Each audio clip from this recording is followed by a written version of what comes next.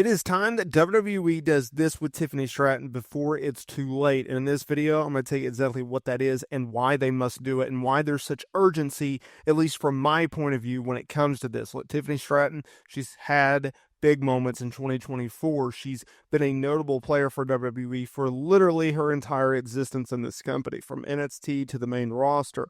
Her being in the title picture coming out of WrestleMania, feuding with the likes of Naomi and Bayley, her winning the women's Money in the Bank contract over the summer, earning herself a championship opportunity at any given time within the next 12 months. Her alignment with Nia Jax, our women's champion on SmackDown, and literally it seems like in every title defense that Nia Jax has, this woman teases cashing in this briefcase. Yet something always happens, right? She either gets laid out, Nia Jax catches her and says, "What are you doing?"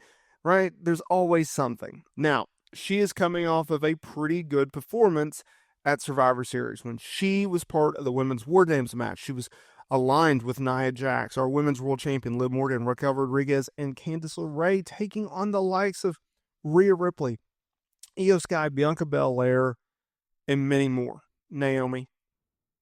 And so, while yes, they came out on the losing end of that, WWE, as we head into 2025, I was thinking, okay, they have Tiffany Stratton paired with Nia Jax.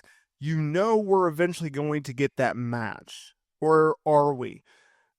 There are a lot of people that think that Tiffany Stratton will cash in and do so successfully, following many, many people who do so. However, there's also the theory that she will not cash in successfully. As a heel, she could come up short. That's usually what happens when it comes to a heel. And that leads us to today's video. Whether or not she cashes in successfully or she doesn't, she needs to do it soon. Nia Jax is the person to do it on. Look, Nia Jax, she's had a very solid run as women's champion since SummerSlam, but they have built in such a storyline with her and Tiffany that you have got to do it on Jax. You have got to have Tiffany Stratton do it on Jax. And I'm afraid two things. I'm afraid of two things. One of which I'm afraid you're going to just simply wait too long and the fans are not going to care enough to see Tiffany Stratton cash in on Nia Jax, right? You can only tease it so many times and still get the same reaction, right? Money in the Bank cash-ins are always going to get a huge ovation, a huge pop, but there's certainly a limit to that. Number two, if you wait too long, you run the risk of taking the championship off of Nia Jax.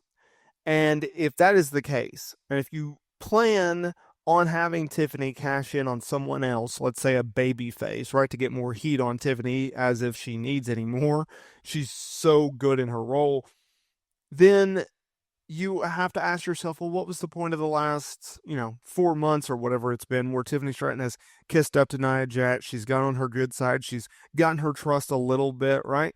All the teases, all of that. What's the point, right? The point of a story is you have a beginning, a middle, and an end. Now, the story could absolutely suck. It could be very simplistic. But at the end of the day, if you have a story, then you at least have something, right? If you don't have a story, you don't have nothing. And that's where AEW is at. So if that's the case, you have to have her cash in on Nia. There's no other case. Now, I see the argument of, well, Nia is a heel and Tiffany is a heel. Why would you want to have a heel cash in on a heel, right? There's no, logic?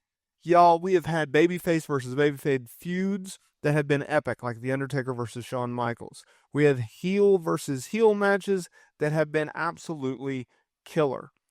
The idea that you need a babyface versus a heel, you don't always need that. There's a lot of tweeners in this world.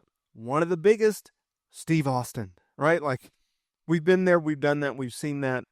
Things change, right? But in this instance, you've built it up so much to the point where fans are so eager, they're so ready to see what is going to happen when Tiffany Stratton actually cashes in. Like, I don't know about y'all, but whenever I see Tiffany Stratton run down to the ring, or she's at ringside and she gets into the ring and she's about to hand over the briefcase and the referee's about to call for the bell and we're actually going to get a cash in, something happens, it goes, ugh.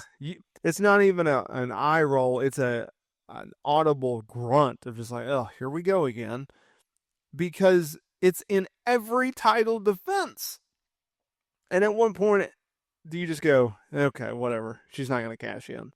Is that what you're building to if you're a WWE, if you're Triple H, of like, let's get these people so tired of seeing a potential cash-in attempt that they just dismiss, they doubt every single time that this woman's actually going to cash in, and then we have her cash in. Like, is that the idea? Is that the goal? I mean, I guess that's reverse psychology. I guess that's something in which is different. I guess that is something in which you could do. Change things up a little bit, make it unique to Tiffany Stratton. I guess you could do that. But like, Tiffany Stratton has held her own for quite some time, right? Down in NXT, a lot of doubters, a lot of naysayers. Will this woman last? Can she adjust, right? But she's so athletic. And I think it's actually kind of interesting. Tiffany Stratton is someone in which she is so athletic and she can do any move you ask her to do in the ring. That's not the first thing that you think about with Tiffany Stratton. What do you think about with Tiffany Stratton? You think of her character ability, her promo ability. She has tapped into that character and speaks so well that that's the first thing that comes to mind. She is almost a character first, pro wrestler second. And people forget, look, and this was one of the reasons why I thought Jade Cargill was going to succeed as much as she has done in WWE, and why I think she will continue to succeed.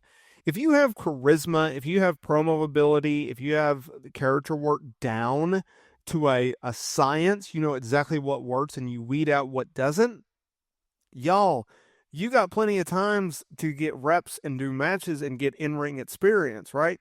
But it's much, much more difficult to try to learn how to do promos and character work and be a fantastic wrestler and sell tickets, right? You can have an employment, you can find bookings, you can get paid a lot of money for being a great wrestler, but if you want to hit that main event scene, that top tier talent scene, you have to be able to speak. You have to be able to have a character.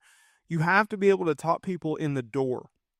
You have to be able to get people so invested in your storyline. If I'm going to buy a ticket, or I'm going to pay for this premium live event, or I'm going to order the streaming service to watch them, or I'm going to take out time and watch them on a weekly basis whenever they're on TV, right? I'm going to follow them on social media. That's what a great character does in 2024 and into 2025. And that's exactly what Tiffany Stratton has done.